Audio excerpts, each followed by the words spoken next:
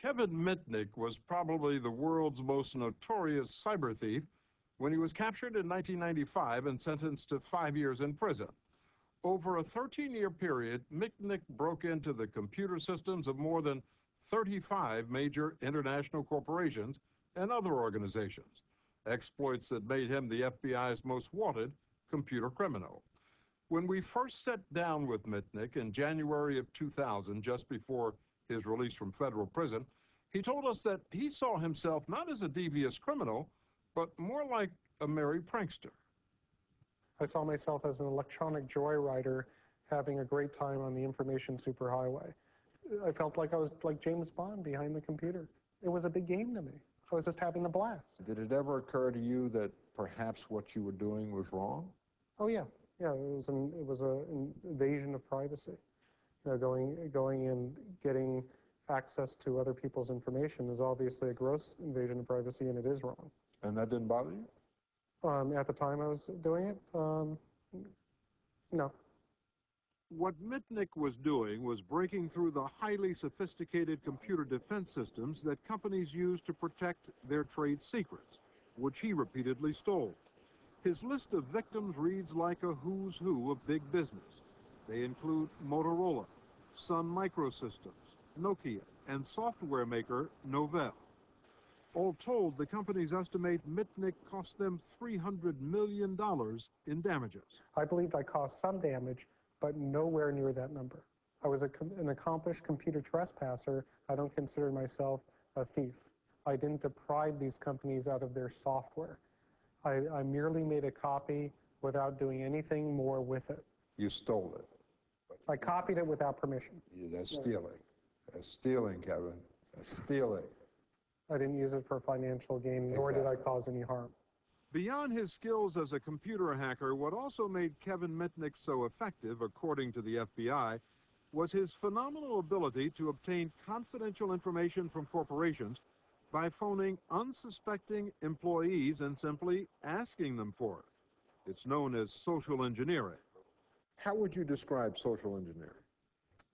Basically lying on the phone, manipulating or conning information out of people over the telephone. So you were a good con man?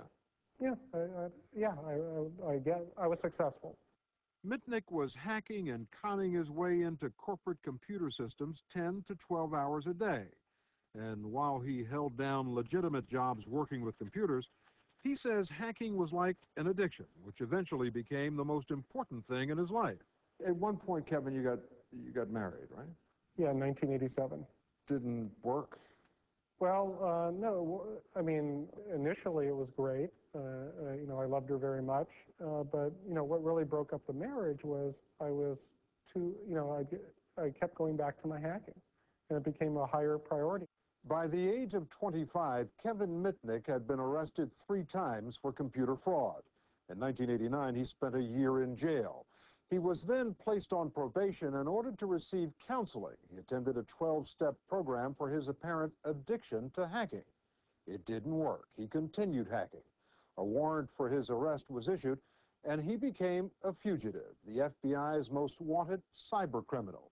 For more than 2 years, no law enforcement agency could catch him as he hacked his way across the country, assuming new identities. But eventually, the FBI was able to track him down.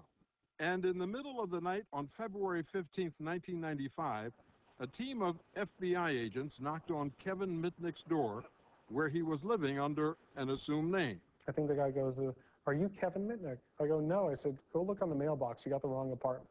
And then he brings out this wanted poster of Kevin Mitnick, right? And he's like, he goes, "Well, isn't this you?" And what am I going to say? Yeah? You know?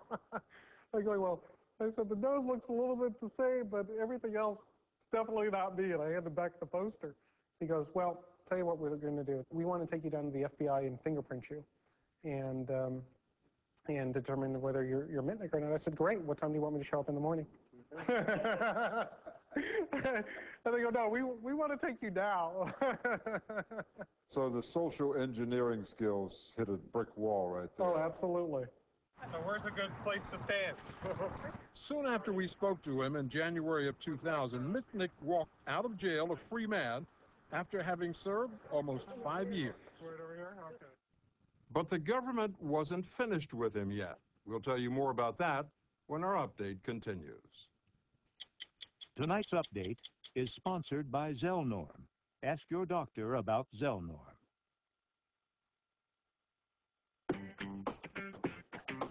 Millions of women have tried fiber, even laxatives, but they didn't go far enough to help all their symptoms. If you have recurring abdominal pain or discomfort, bloating, and constipation, you may have IBS with constipation. Fortunately, there's a proven medicine that works at the source of the problem to relieve all three symptoms. Prescription Zelnorm. Unlike fiber and laxatives, only Zelnorm helps coordinate the nerves, muscles, and fluid in your GI tract so it starts functioning more normally, and you can start feeling better.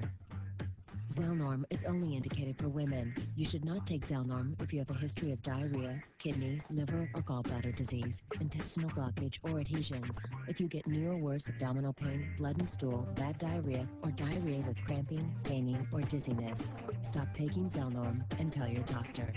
Ask your doctor about getting relief with Zelnorm. Zelnorm. Be yourself again. As part of his probation, Kevin Mitnick's access to computers was severely restricted. His career prospects were uncertain.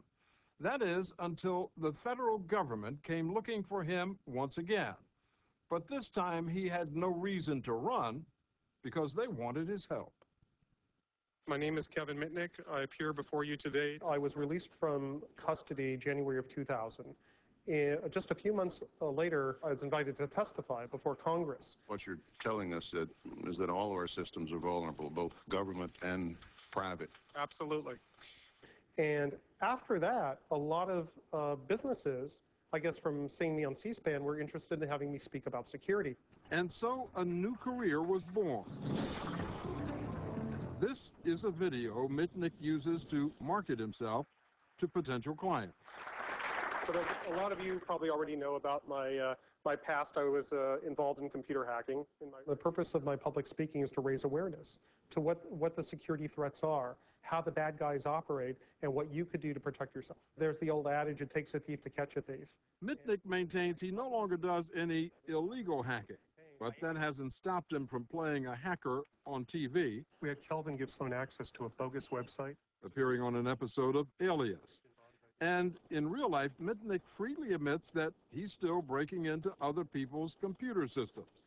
But these days, he insists it's by invitation only, and it's legal. I'm an ethical hacker today. And what I do is I essentially get paid to hack ethically to find security vulnerabilities in my client's systems and notify them so they can fix them. No longer on probation, Mitnick is not only busy consulting and speaking, he's also written a book on computer security and is working on a second. Kevin Mitnick has grown up. Took a little while, but I finally did.